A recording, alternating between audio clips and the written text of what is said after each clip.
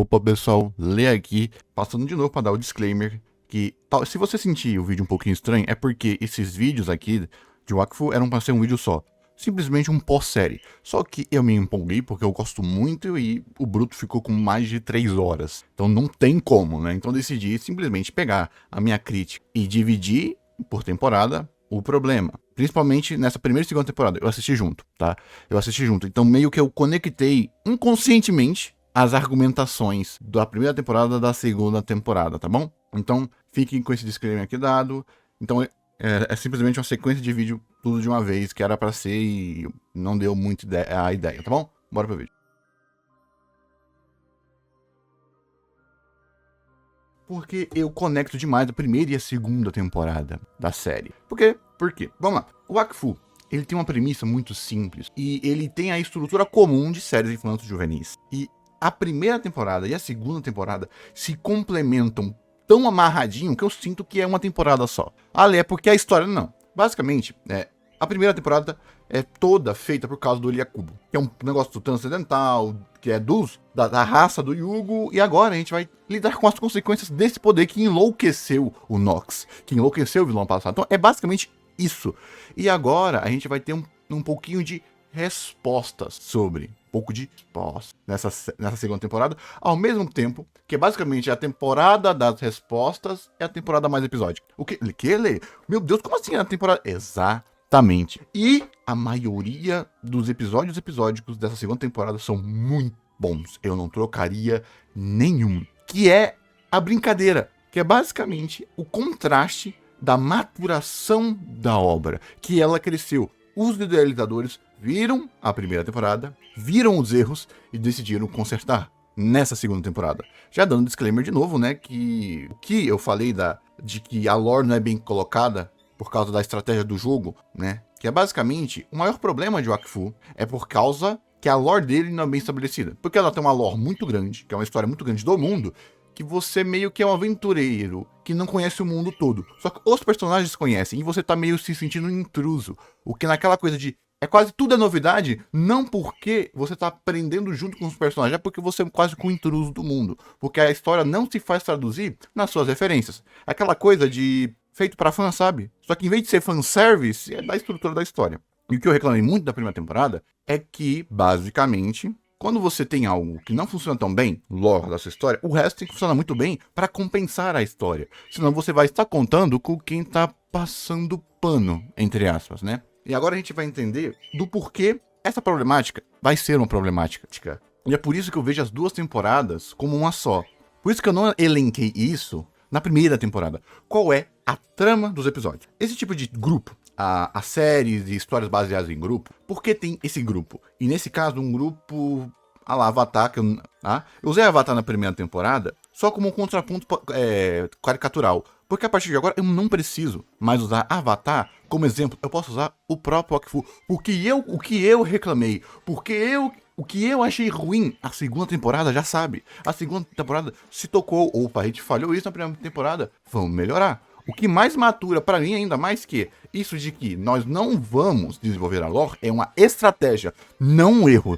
A empresa decidiu, não vamos fazer a lore tão bonitinha pra gerar engajamento com quem gosta muito e vai conhecer o jogo. A gente perde o quê? O público que não tá... Aquele público que gostou nota 7. A gente perde esse público. Mas quem gostou muito vai sentir que tá faltando alguma coisa, vai pesquisar e pesquisando acho o nosso jogo. Que é a estratégia que eles estão fazendo. E nessa segunda temporada é o certo a se fazer. Beleza. A pessoa tá assistindo, vai sentir falta de alguma coisa, mas ela ainda vai se divertir, ela ainda vai sentir a história, ela ainda vai se conectar com os personagens, porque é aí que a gente entra. Basicamente o que acontece é que uma estrutura de série, onde ela é baseada no quê? Nos personagens, nos núcleos dos personagens, seja no começo da série, onde os personagens, a gente não conhece os personagens, nós não gostamos dos personagens, os personagens vão ainda se apresentar para nós, nós ainda vamos amar os personagens. Como você faz isso?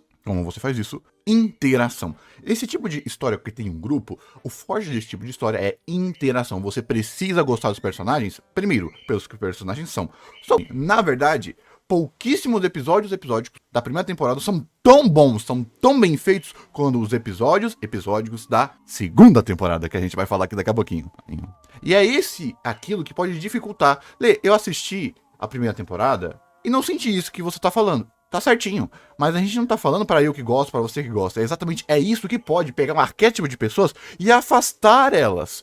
Porque, pô, eu gostei da Amália, gostei da Ivy, gostei dos arquétipos. E se você não gostou? Então, basicamente, o grupo, que é o coração, tem que estar bem alinhado. E como que você alinha? Com as interações. E como que as interações vão ser divertidas? Como eu vou gostar do personagem se o personagem tá num episódio meio chatinho, meio morno, um episódio meio desinteressante. É aí que a gente pega. Aí que a gente pega a força. Você só ama a sequência de parte 1, parte 2, parte 3 na série por causa da diversão e do amor que você sentiu pelos personagens nos episódios do episódio. Então vamos finalmente falar da segunda temporada, do Porquê Ela Tão Bom, e eu já vou direto pro elefante da sala. Primeira trilogia sobre... Caraca, não. Minto, não é trilogia, não. É quadrilogia. É quadrilogia. É 4 episódios. É porque... É 4 episódios. Então, os meus 4 episódios já são sempre super conectados, tanto pela trama lá do nosso maravilhoso Kyuubi, o vilãozinho bom, maravilhoso e gostoso, meu maníaco favorito, tanto pelo arco da Eva. Então, olha que interessante, já temos 2 arcos paralelos. Um para um personagem e outro para outro núcleo. Núcleo para um, núcleo principal. E isso funciona muito bem porque nós temos aqui uma puta de uma apelação. O que eu elogiei na primeira temporada? O Percy morre. O Percy volta. Ai, o Percy volta aí. Ai, ui. Lê, por que eu tô desse jeito? Porque eu gosto. Eu tô com medo de verdade da 5ª temporada, do que eles vão querer fazer pra obra ser grandiosa. E beleza que a série ela vai crescendo, ela vai amadurecendo, ela vai ficando complexa. Mas tem certas coisas que eu quero que fique ainda. Então por quê? O Percy voltar, eu gosto. Eu não acho apelativo. Pô, Lê, mas as minhas lágrimas na primeira temporada, eles fizeram certinho. Esses filhos da mãe, eles fizeram o melhor reset de percepção, que é aquele reset de percepção qual? Não deixaram a Amália ser única e exclusivamente o arquétipo do eu tenho que lidar com o luto. Não tenho que lidar com o luto, né? Vou lidar com o luto. Não fizeram ela apenas.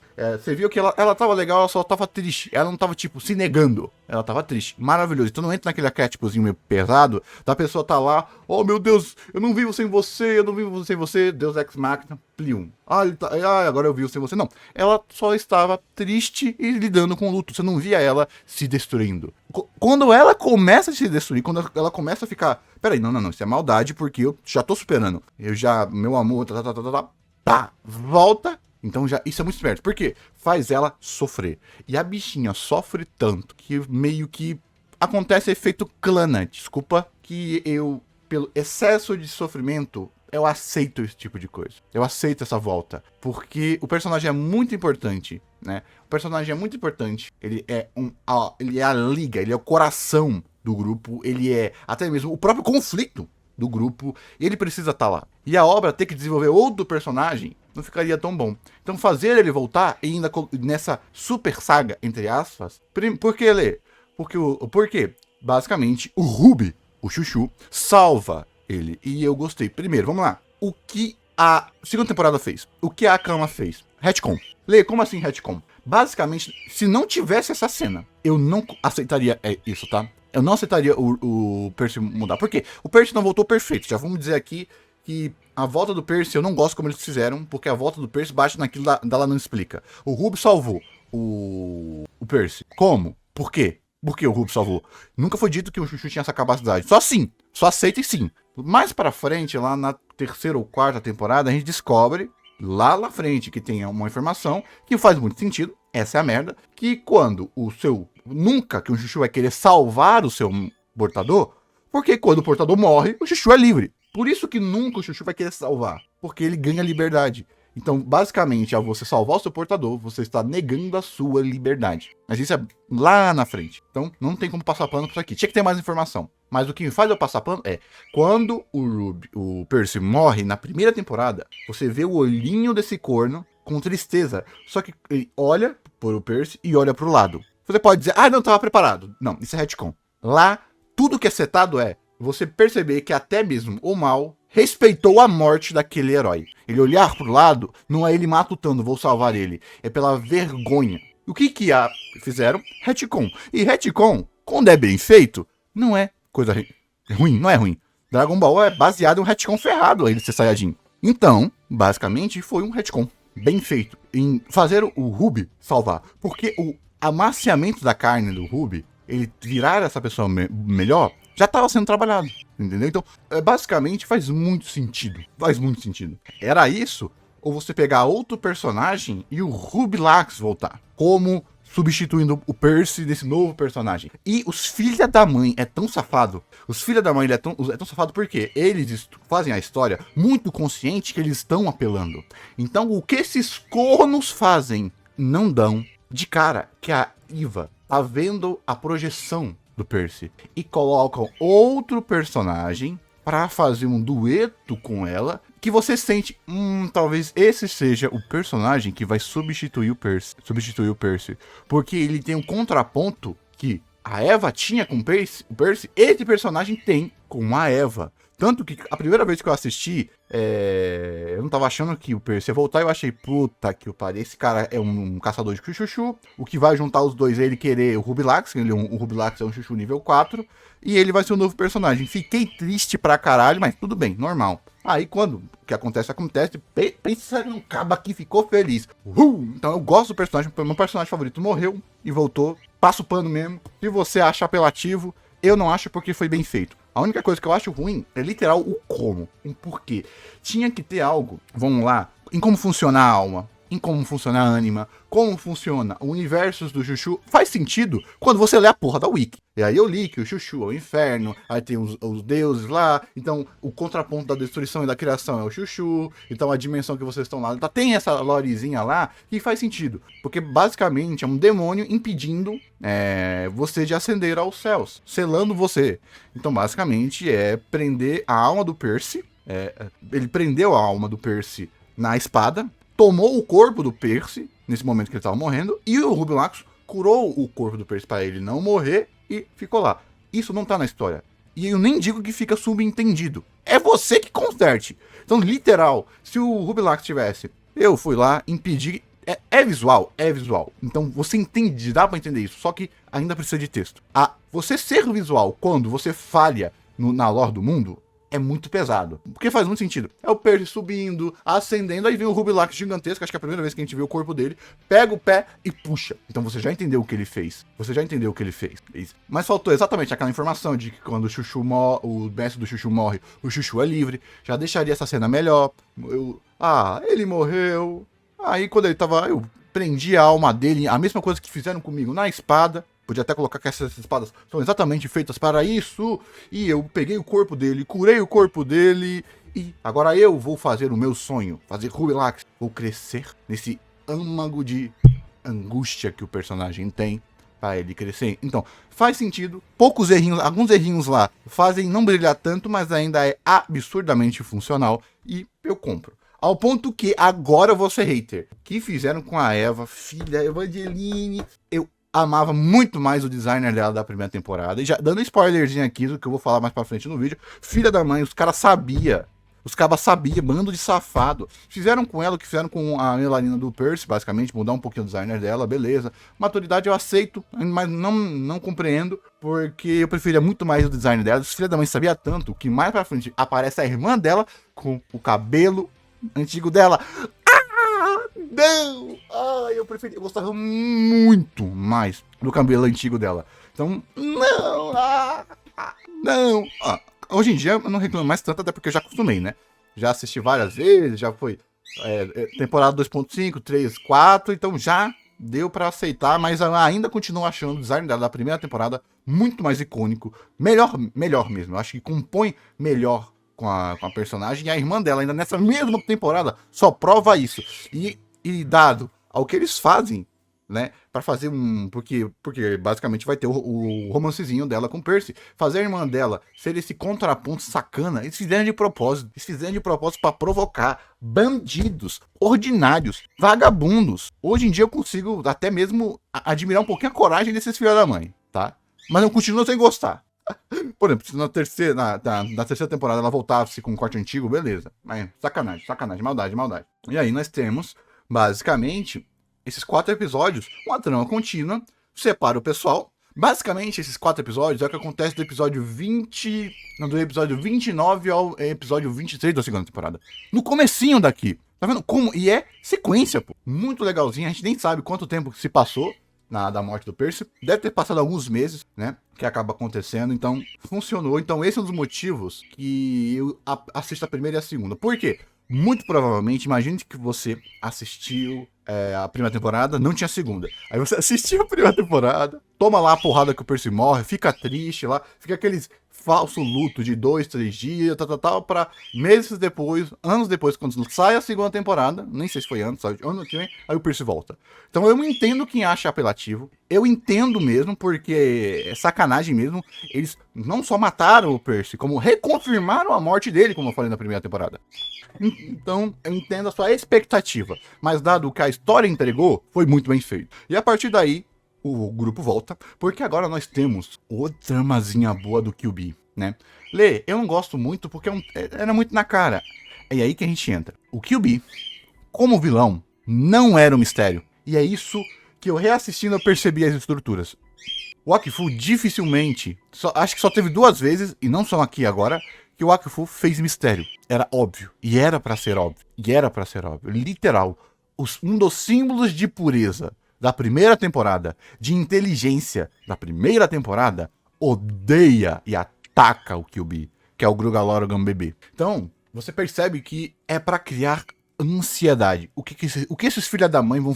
de spoilerzinho lá do futuro. O que esses filha da mãe vão ser mestres em fazer na terceira e na quarta temporada. Só aguarde, só aguarde. Voltando. Então você percebe a construção. É aquele mistério que não é mistério. E quando você reassiste percebendo, cara, era tão óbvio. E a construção para criar ansiedade é muito bem feitinho. Porque ele vem como, eu sou o rei, eu sou o seu rei, sou bom, sou maravilhoso. E por que ele fez isso? Porque ele é um ser caprichoso. Porque ele é um ser entediado. Onde o peso do tempo fez aquilo que o tempo faz. Criando o tédio, e apenas para ele fugir do tédio, ele faz tudo o que ele faz, porque ele só quer, entre aspas, se divertir, porque mesmo ele, com todo o tempo do mundo, ele regrediu e é apenas uma criança.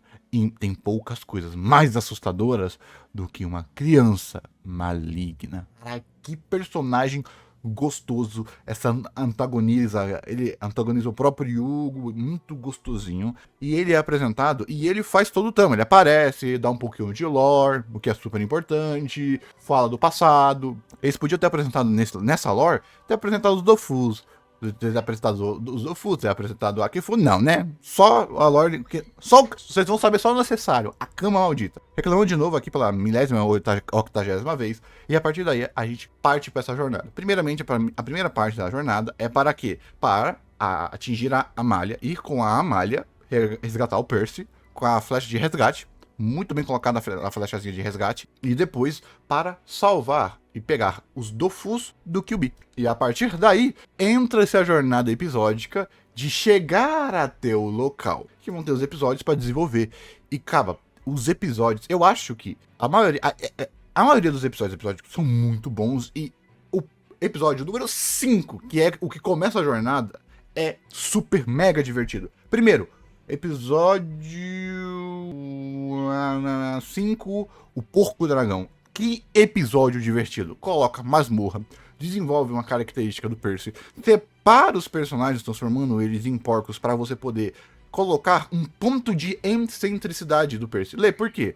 Porque a gente já gosta dos personagens. Se você for pra segunda temporada, você já gosta dos personagens. E os primeiros 4 episódios foram para reafirmar os personagens. Então agora é pra você desenvolver a característica dos personagens que apenas eles sozinhos teriam. Basicamente esse é o ponto. E desenvolver um pouquinho da lore, desenvolver um pouquinho do mundo, dos monstros gigantes, que a gente teve isso lá no comecinho, lá no primeiro episódio, com aquele ratão lá que a gente percebe. Então se conecta com o ratão, com a própria mitologia e por aí vai. E até mesmo, vamos brincar, né? Todo mundo ser vegano. Ai, cara. A Amália, nesse episódio, ela brilha muito porque a gente começa a perceber a moral dela, a moral dúbia dela e as próprias hipocrisias. Isso fica bem legal. É um episódio extremamente divertido.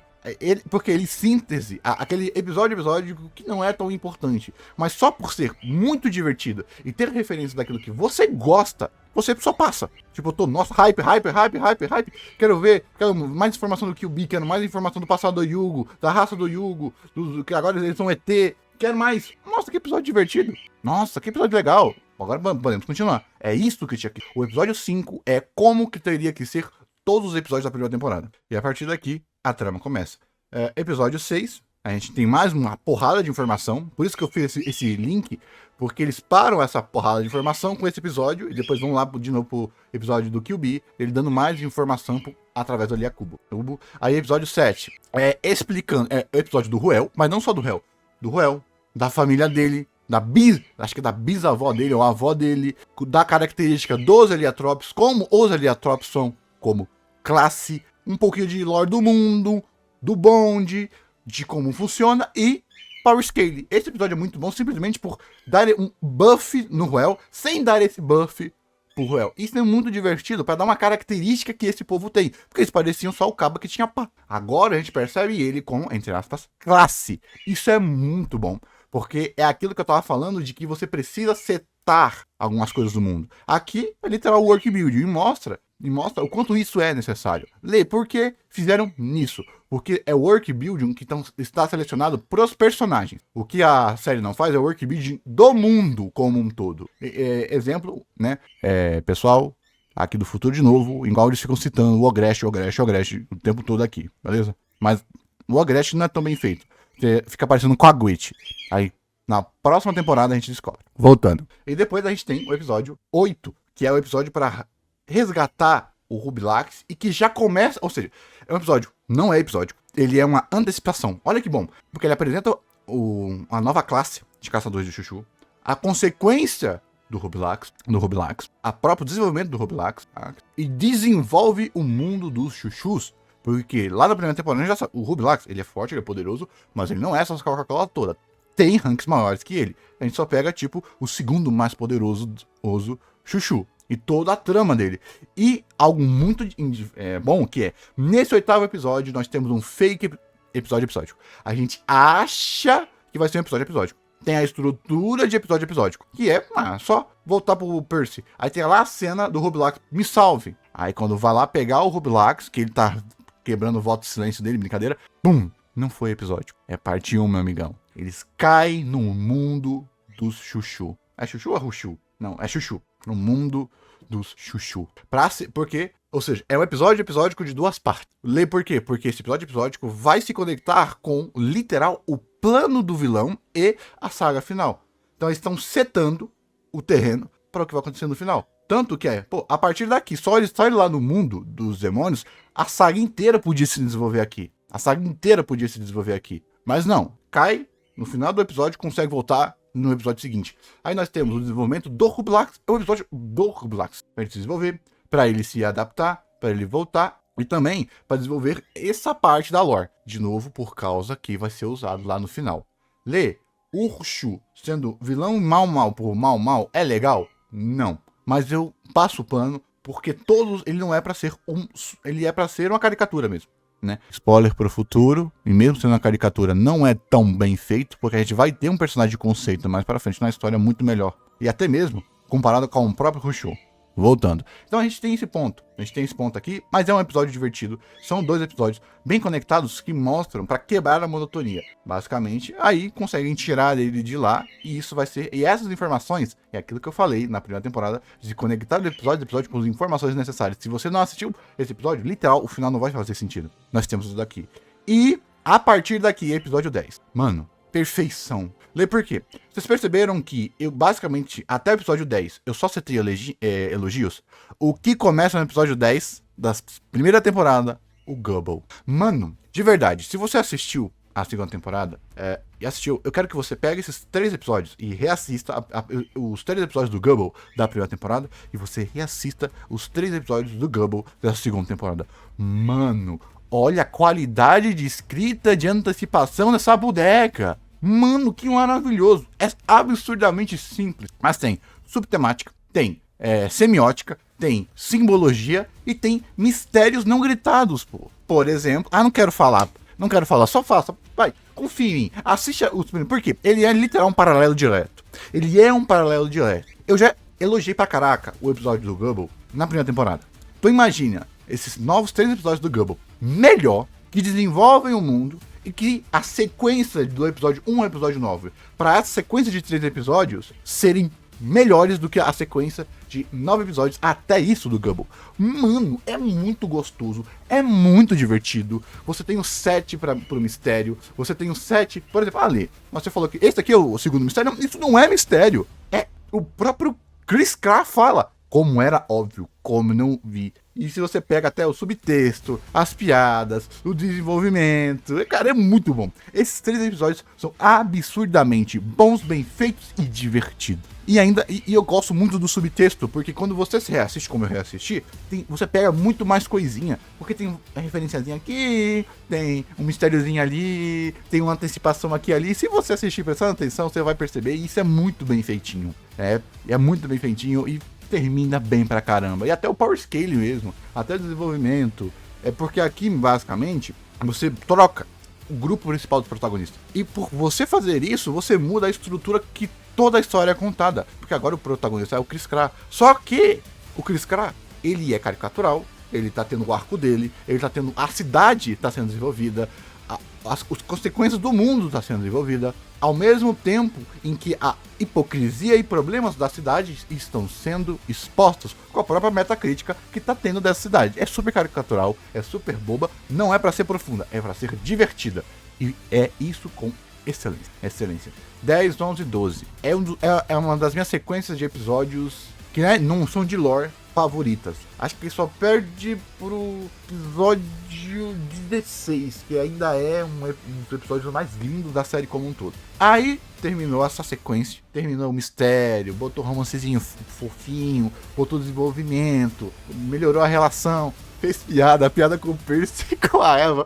É muito boa, eu ri pra caraca. Tudo bem. Episódio 13. Sabe que eu tive lá do episódio do dragão, do porco dragão? Temos aqui de novo. Episódio 13, A Noite dos Pandawar. Olha tudo o que eu falei sendo sintetizado. Nós temos uma nova raça, classe do mundo. Nós desenvolvemos a cultura dessa classe, a região, o trabalho deles, tiramos todos os personagens e não colocamos apenas como lore por ter lore, porque não tem isso na série, eu já reclamei. Você faz esse paralelo dos Pandawars com a Amália, um bando de bruto, com a princesa super frágil e gentil, pra ter esse choque. Caba do céu, esse episódio talvez você não goste por causa da linguagem visual dele, que é basicamente uma menininha fofa e um caba meio nojento. Ambos sendo caricaturas, ambos a 150%. Então, cuspiu da mão, você fica, talvez você fique com nojinho em algumas partes, o que é normal e é feito pra isso. Mas a estrutura desse episódio é muito importante, principalmente porque a Amália, ela é um personagem feito pra ser desgostável, e você gosta dela por ela ser meio desgostável. E isso faz uma maturação da personagem muito boa, que você consegue entender, justificar, e ela vai ter o arco dela aqui nesse próprio episódio. Tudo isso alinhado com o próprio desenvolvimento no mundo, que carece muito e torna esse episódio muito proveitoso. Não gostou de algo, mas tem algo importante lá. É exatamente isso. Episódio 14, O Ladrão de Vozes. Esse episódio aqui, eu acho ele meio chatinho, porque é o episódio do Ruel. A gente já teve o episódio do episódio do Ruel antes, mas o Ruel, ele tá tendo muito focozinho nele. Eu acho interessante. O único problema desse episódio 14 é que eu entendi nesse episódio 14 porque a Akama não faz episódio de mistério, porque eles não sabem. Do futuro, eles aprenderam. Fiquem tranquilos. Pro futuro, nas próximas temporadas, vão fazer o mistério que vai funcionar. E aqui é o único mistério feito com mistério. Nem mesmo o episódio lá do padeiro foi feito com mistério, porque ali é sacanagem, porra. Não tem como você falar que é mistério. O contraponto e o contraponto são iguais. Ali é sacanagem. Mistério, meu Deus. Mas voltando. Vamos só pular esse episódio, porque vamos pro episódio 15. O episódio 15, ele é a antecipação. Porque eu quero falar sobre o episódio 15? Porque ele é um episódio anterior de um dos meus episódios favoritos. E esse episódio, eu acho que, conceitualmente, ele é o episódio mais jogado e o episódio mais fraco em história dessa temporada inteira. Eu acho que esse episódio, ele é mais fraco do que todos os episódios da série como um todo, esse episódio 15, né? Porque eles estão numa ilha, já é aleatório. Aí aparece um cara, ô, vem me ajudar. Ah, vamos te ajudar. Aí eles vão lá, tem lá que correr até lá, Ô, você mentiu pra nós. Menti, Aí acontece um negocinho lá, uma lutinha, e eles vão embora, conseguem o que eles queriam e vão embora. E por que eu tô querendo falar sobre esse episódio? E porque eu tô elucidando que esse episódio horroroso vem antes do episódio, um episódio maravilhoso. Porque esse episódio 15, ele é a manifestação do que eu falei. Se você vai fazer um episódio fora do tom, entre aspas, filler, faça esse episódio ser divertido. E puta que episódio divertido, filha da mãe. Porque ele brinca com a linguagem. E esse episódio, por brincar com a linguagem, amigo do céu, torna ele absurdamente divertido. Porque eu só percebi o quão boboca era a história quando terminou. Porque até a história terminar, caraca, me diverti demais. Porque é simplesmente, aparece um cara, aí eles vão do começo da masmorra até o final da masmorra, claramente, batem nele, aí força ele a cumprir a promessa, eles vão, só isso. Mas a jornada inteira é fazendo referências, paródias de games. Aí tem Mario, tem Tetris, tem masmorra, tem referência a episódios, a episódios de Light. Mano, é simplesmente, chega uma parte do episódio que fica pixelado e você tá vendo a gameplay dentro do jogo. E isso, para dizer que é divertido, é sacanagem. Isso é muito divertido. Porque é uma quebra da linguagem visual da série como um todo. Então, no episódio mais água com açúcar, mais clichê, mais padrão, com a história mais padrão, nós temos a linguagem visual mais única. Uma das linguagens visuais mais únicas que a série inteira apresentou. Olha que interessante. Para depois disso tudo, vir com um episódio pedrada, bem construído, dramático, cheio de paralelismo incrível, que é o episódio 16, A Fonte Maldita. Mano, eu acho que esse é o único episódio de Wakfu que tá do mesmo nível, se não até melhor, que os episódios episódicos. É que, saca, tem a coisa do sangue, né? Aí é sacanagem, velho. Mas tá no nível de Avatar Lenda de Aang. Esse episódio 16, se, sei lá, a pessoa começou a assistir a segunda temporada, não gostou, pula pro 16. Você vai perder um monte de coisa. Pula pro 16, que você vai gostar tanto do 16, que você vai voltar pro primeiro episódio. Por quê? Primeiro, esse episódio tem tanta multicamada que é sacanagem. Primeiro, não é multicamada de história, é múltipla camada de função. Múltipla camada de história temos uma cena que significa uma, duas, três coisas. Não, é múltipla camada de função. Por quê? Esse episódio 16 vai ser um contraponto com a Eva. É um episódio dela, para fazer um paralelo com a história dela. Porque começa com ela problematizando e começa com o coração dela amolecendo. Nossa, que episódio bom. Não vou falar muito porque eu quero que você assista. Quero que você reassista com essa visão. E esse é o episódio que você reafirma a estrutura da história. Porque ele pega a estrutura episódica, alinha a estrutura episódica com o debate do que é o herói e reafirma essa postura. Se você não tá gostando dos episódios episódicos, desculpa, meu irmão. Isso é o que um herói tem que fazer. Caba, que tapa! A única coisa ruim desse episódio é que o número dele é 16. Se você tivesse um análogo desse episódio no comecinho de cada temporada, da primeira e da segunda temporada, amigo do céu, que... Esse episódio 16 podia ser o episódio 6, antes do Kyuubi. Não, tem que ser o episódio 7, na verdade, por exemplo. Mas que episódiozinho bom. E não só isso, a carga dramática é maravilhosa. Um mistériozinho que é colocado lá é maravilhoso também. A antecipação é boa. A ambientação é boa. O arco dramático dos novos personagens sendo apresentados é bom também. Por quê? Porque eles é um paralelo direto com os personagens que a gente já gosta. É um paralelo direto com a Eva. Mano, aquela frase que quebra a Eva. Que acho que ela... Eu não lembro assim direto se ela fala ou se ela ouve. Quando ela percebe que ela não está rejeitando o pedido de uma vila, o pedido de uma moça, ela tá rejeitando ela mesma. É um paralelo direto à vida e à experiência dela. No episódio episódico, resgatando uma trama inteira do começo da obra. Que lada, que delícia. Tudo bem estruturado. Até mesmo desde piada, desenvolvimento dos personagens. Caba do céu. Muito, muito bom. Até a luta no final é simbólica demais. Esse episódio 16 é bom demais. E a partir, basicamente, episódio 17. Episódio 17... já pulando, é episódio de link de trama, que é o quê? A série tava bem episódica desde o episódio 11, aí chega no episódio 17, é episódio pra, opa gente, estamos sendo episódio. E é muito poético, porque no episódio que você reforça a sua temática episódica, o próximo episódio é, opa, eu sei, beleza, mas lembrem da trama. Aí você coloca uma classe política, que é basicamente os 12 mundos, os 12 governantes, vendo qual é o plano do Yugi. Porque o plano do Yugi é basicamente pegar toda a raça dele e voltar toda a raça dele. E é aqui que essa trama ela é desenvolvida. Episódio 18. Vamos lá, episódio 18. Episódio divertido, não tem muito o que falar sobre o episódio. Ele é o que é normal de qualquer obra que tem episódio, aguinha com açúcar. Aí agora a gente entra com uma coisinha importante. Mas esse episódio episódico, ele já seta uma nova dinâmica a partir daqui, que apresenta a irmã da Eva, para fazer o paralelo com a primeira temporada. O que eu falei que se escor, né? Pega a porcaria da irmã e coloca no designer antigo da Eva. Bando de safado.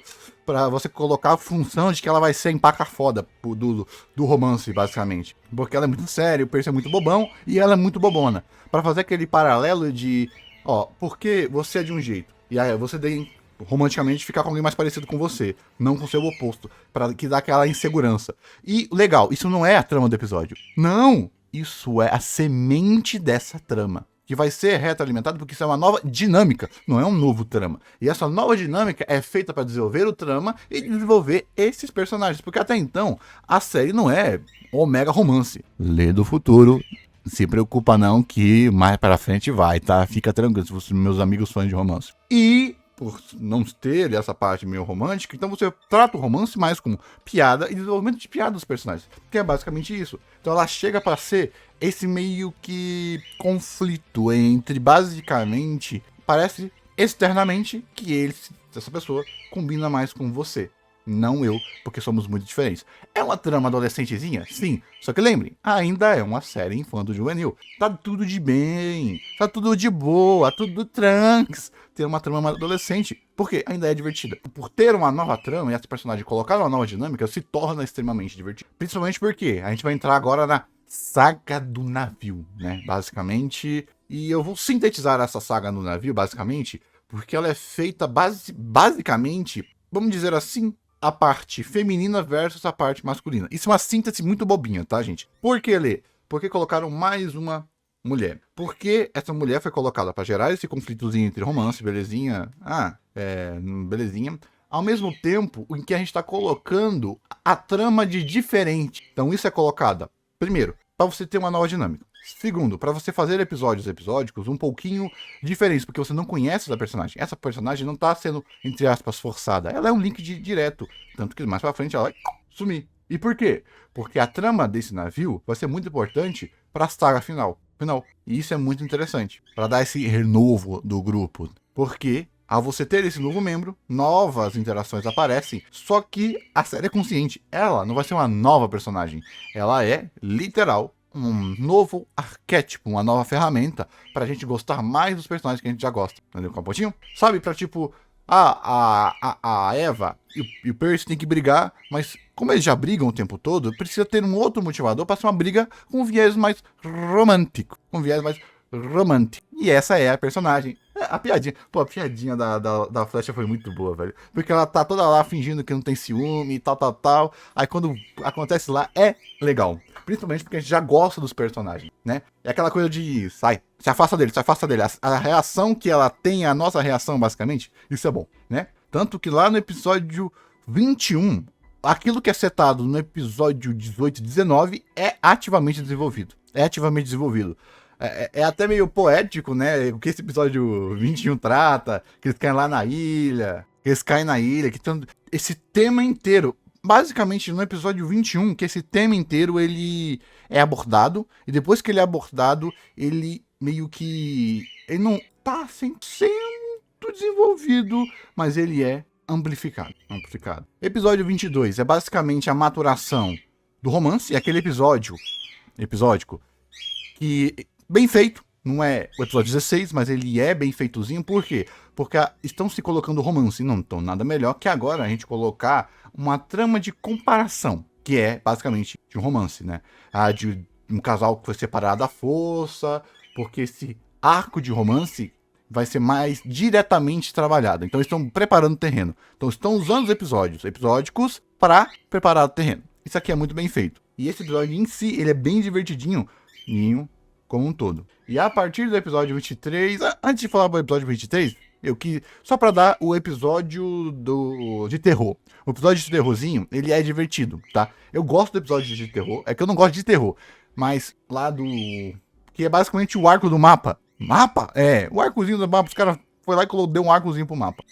Eu acho muito divertido a estrutura visual desse episódio, né? Como eu sou o cara que não gosta, oh meu Deus, romance é romance, né? É o lance, então, ou seja, eu não sou o cara mega fã de terror. Então, um fake terror, basicamente, que é quase uma paródia de terror, eu acabo tendo muito valor, porque é meio... Eu gosto basicamente dessas referências. Então, a partir do episódio 23, é a saga final. Nós somos apresentados a uma nova nação, e essa nação funciona demais, porque, de novo, vou ter que reclamar e eu vou ter que ser prolífico. Essa nova nação, por que essa nova nação funciona? Ela vem do nada, é apresentada do nada, a tecnologia vem do nada. Parece que é só um link fajuto dos equipamentos da primeira temporada. Por que essa nova nação ela funciona? Porque essa nova nação ela é a síntese da problemática da gente estar num mundo que a gente não conhece tão bem. Por quê? Porque essa nova nação era um mistério até pros personagens. O máximo que a gente tem é, essa nação sumiu há muito tempo, mas na verdade eles não tinham sumido, porque eles eram um Atlantis, basicamente Atlantis da vida. E o general, esse general, ele tem um apelo visual daquele caba, caba, eu não consigo sintetizar as obras que esse caba faz referência.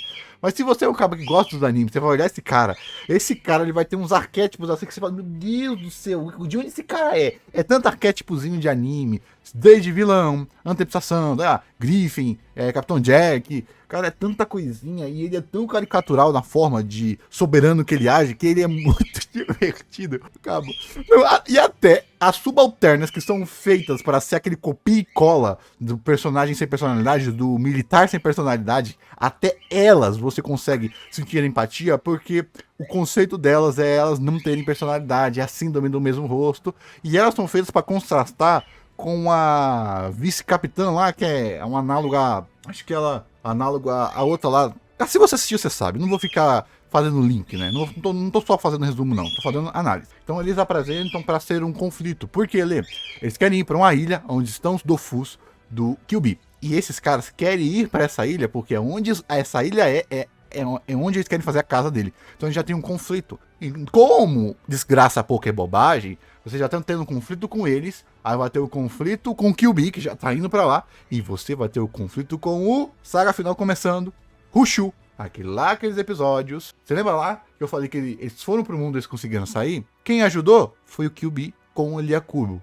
E o Kyuubi não é Fluxixere. E como o Kyuubi, e isso eu acho muito foda, ele é muito sagaz, eu vou ajudar. Como que eu vou ajudar? Eu vou chamar o deus dos chuchus, o deus dos demônios, jogar ele pra terra para enfraquecer os meus inimigos e eu ganhar. Sabe por quê? Porque os dofus dele estavam sendo protegidos por outro dragão, que o Kyuubi não iria conseguir vencer. Então o que você faz? Aí todo o mega arco de toda a saga, nessa sequência do 23 ao 26, é concatenado, basicamente. Aí é um pega pra capar, fi. É um pega pra capar. E o nosso Gold, nosso maioral, nosso Goldtart aparece para bater nesse grandão. Esse vilão, não vou mentir não, o Hushu é um vilão muito sem graça. Ele tem aquela aura, entre aspas, ameaçadora. Ele é conceito, eu sei que é conceito, mas não é divertido. Que é basicamente, ele é aquele vilão que o visual dele representa uma dissonância do que ele é. Ele não é nada. E é isso que ele é. E é isso que ele é tratado. Só que, mesmo assim, ainda não tem aquele apelo. Ele serve pra apanhar pro nosso Goldtard. E é só bom por causa disso. Então, ele é um vilão, falso vilão. E é tratado como falso vilão. E, o legal dele é ele apanhar pro Goldtard. Basicamente. É isso que ele é legal. É isso que ele é legal, basicamente. É isso que ele é legal, isso que ele é divertido. E é isso que vai acontecer. Ele vai apanhar pro Goldtard. Basicamente. Aí vai... Ele e o Percy, vai todo mundo batendo no Goldtard, vai batendo nos exércitos caindo lá, que é basicamente aquele clichê de onda de Minions, chefe final, para servir de distração, chefe principal, indo fazer a cagadinha que ele quer fazer, enquanto o pessoal tem que lidar com essa cortina de fumaça que ele fez, e é exatamente esse ponto. Separa todo mundo e vai o Yugo atrás do Kyuubi, que é basicamente o que acontece. E amigo do céu, e os aliados, aí os demônios, o Chuchu atrai, e o Kyuubi já sabia, aí acontece lá, blá, blá, blá. Essa saga é maravilhosa, essa saga final é maravilhosa nesse sentido aqui, mais pro arco do Yugo, que é basicamente o arco total do Yugo, esses episódios todos. E amigos, vamos lá, para falar do arco final, eu tenho que falar do desenvolvimento do Yugo, do nosso maravilhoso Kyuubi, o vilãozinho bom quando ele desembesta, né, e da solução final. Amigo, vamos falar do arco do Yugo, do amadurecimento, do descobrimento da nova família, dessa criança amadurecendo, é muito bom. Algo que eu gosto muito desse episódio que eles tiveram cuidado é o Yugo, ele não tinha chance contra o Kyuubi já mostrou. Aí o dragão, temporariamente, libera, à base da força, as memórias do Yugo para ele ter acesso a alguns poderes. E isso poderia ser ruim, mas como? Que se você assistiu, você sabe. Mas como acontece é bom. Porque não é apenas o protagonista que vence. É o conceito, é a história, é a jornada que vence o vilão. Não apenas o herói. Porque todos o somos. Porque é palhaçadinha, tá? Aí eu tô só empirulitando. Mas falando do Kyuubi, amigo do céu, quando ele aparece com aquele ar, é muito foda a direção. Por quê?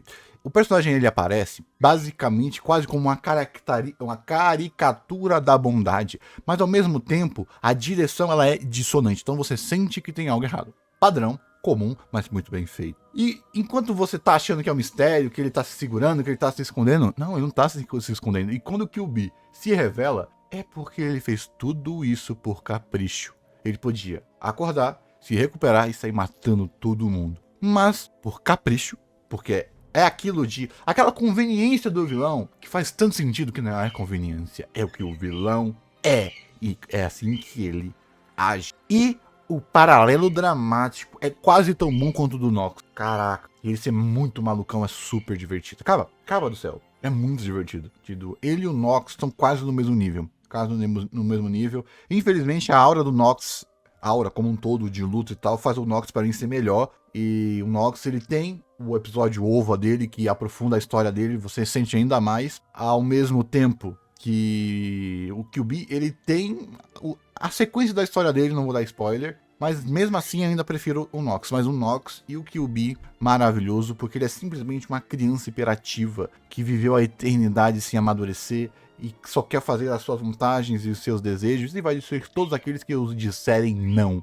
E ele é assustador por causa disso. E é muito poético que aquele adulto que age como criança será vencido pelas crianças que tomaram a responsabilidade de proteção e vão agir como, entre aspas, os adultos. Porque eles vão lá para a dimensão onde está todas as crianças ali, a Trop, tem toda a construção bonitinha para esse momento, antecipação, tem lá aquele dragão velho que não é o guerreiro da família, que tenta proteger e apanha, e as crianças estão com medo, mas quando o Yugo ataca, as próprias crianças vão atacando, e vai aquela chuva, aquela luta final, puta que pariu, a chuva de flechas. Chuva de flecha é o tipo da estrutura, tá? Não o que acontece, não tem flecha não, é energia pura. A estrutura de chuva de flecha é lindo demais. E o Kyuubi perdendo para todos aqueles, sendo rejeitado por tudo e todos. Caraca, velho. Caraca. Meu amigo do céu, que cena linda, a cena final, né? E aquilo que eu te falei, como essa segunda temporada é muito convincente, nessa temporada mesmo, lá no episódio do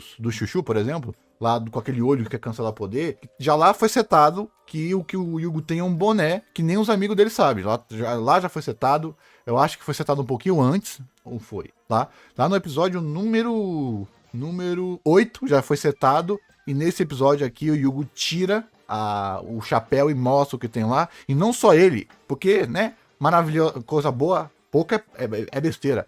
Tira ele todo mundo, menos o Kyuubi, porque é manifestação da verdade, e blá blá blá blá, negação de destino. Tem um simbolismozinho legal, mas aí é over, né? O pessoal brinca de overthink, né? É hiperinterpretação.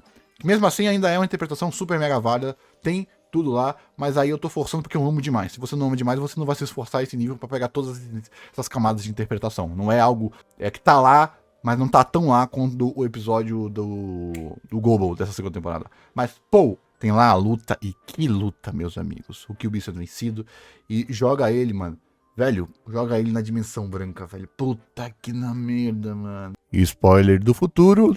Isso vai ter uma conexão pro futuro. Voltando. Amigo do céu. Muito bom. E acaba essa segunda temporada com esse conflito familiar, reafirmação e amadurecimento, porque quem na verdade é o rei é o Yugo. Muito bom. Essa é a segunda temporada, puta que o pariu. Como eu já falei lá na primeira temporada, é impossível nenhuma temporada de Wakfu ser 10, por causa exatamente do desenvolvimento dos buracos de lore. Mas se você se você preenche esses buracos de lore, a experiência vai pro caralho. Puta que pariu. Como é que pode a porcaria de uma série melhorar exponencialmente tanto? Ficar tão mais rica se você ler a porra do One Week? Mano, se a Akama tivesse essa visãozinha... Ai, tá. Agora vamos lá ler. Segunda temporada é boa, né? Cheia de qualidade, super divertida, né? Boa pra caraca, bom vilão. Quase no mesmo nível do Nox, que já é um puto vilão bom. Essa temporada é muito melhor que a primeira, né? Não. Desculpa. Mas pelo amor de Deus, você sabe por quê, gente? Porque a primeira temporada, ela tem um começo ruim e ela vai pros carai. Ela vai ficando muito boa, a lore sendo desenvolvida, novo mundo. Os pontos altos são muito altos e os pontos baixos são chatos se você sente. Então, pra mim, os primeiros episódios são medíocres, não são ruins. Eu ainda me divirto com eles. E, pra mim, a estrutura final, por causa do Rushuk, né? Então, essas Coca-Cola toda, esse arco final, ele é até meio simplório, né? Até meio simplório quando você compara com o próprio vilão do Nox e tal. Fica não tão grandioso. A grandiosidade da primeira temporada, o sacrifício do Gorgon, a apresentação do Adamai, tudo isso torna a primeira temporada indescritível ainda. Ainda é muito, muito boa quando pega. Aí temos o desenvolvimento do Percy e tal. Você tem alguns apelozinhos sacanas nessa primeira temporada que, mesmo que pra mim são pontos neutros, eu ainda não consigo, tipo, eu não posso, com a mesma palavra maravilhoso que eu digo pra primeira, para aspectos da primeira, dizer essa mesma palavra para aspectos da segunda, porque senão o que sobra, qual palavra sobra para falar daquilo que a primeira fez muito melhor do que a segunda e etc. Então, o que acaba sendo, eu ainda gosto mais da primeira, principalmente de a reta final de desenvolvimento, o arco como um todo, o desenvolvimento de mundo, mas a segunda é muito mais bem feitinha, principalmente no seu começo, né? Principalmente pelo seu começo. É aqui aonde a maior qualidade de escrita, narrativa e de roteiro está na obra como um todo, mas ela é mais uniforme. Ela seria 8, sendo caricatural. Já a temporada 1 é 7, 7, 8, 7, 8, 8, 7, 7, 10. Seria mais ou menos isso. Ainda tem um 10 lá. E aquele 10 é aquele 10 que eu lembro. É aquele 10 que dá aquela vontadezinha de chorar. É aquele 10 que você se arrepia todo. Mesmo que se você fizesse a soma total, tecnicamente a primeira temporada é pior do que a segunda. E com isso terminamos a segunda temporada. E eu vou assistir agora a temporada Wakfu e a questão dos 6 Dofus Eliatrop, que são 3 ovos de 2014. Dica, não vão pra terceira temporada de vez, tá? Tem que assistir os Dofus, tá? Que é uns ovos. Então você clica lá na Netflix, o Wakfu, aí vai ter uma temporada com 3 temporadas e uma temporada com 3 episódios. Que tá legendado. Então você vai para primeira, segunda, 3 ovos que estão legendadas, terceira, que tá legendada também. Tá? Infelizmente os caras tá da original Netflix e não foi dublado, né? Bandidos. Leia aqui do futuro dizendo que foi dublado sim, tá? Porque a Netflix fez alguma cagada lá que quando você clicava pra assistir, em vez de vir dublado, vinha em francês. E eu já reassisti dublado, tá? Então vai. Eu acho que meu medo é ter, quando eu for editar a parte da terceira temporada, eu colocar ainda muito mais coisa. Porque assistindo dublado, lá. Vai ter lá quando eu falar. Quando eu assistir dublado. Calma, eu peguei ainda mais referência, a terceira temporada melhorou ainda mais pra mim. Bizarro, mas vamos embora, tá bom? Então é basicamente isso daqui da segunda temporada. Ficou gigante esse vídeo, então bora. Muito obrigado e até a terceira... Não, até a temporada do Nox. Do Agreste. Agreste, Lê? Do Agreste.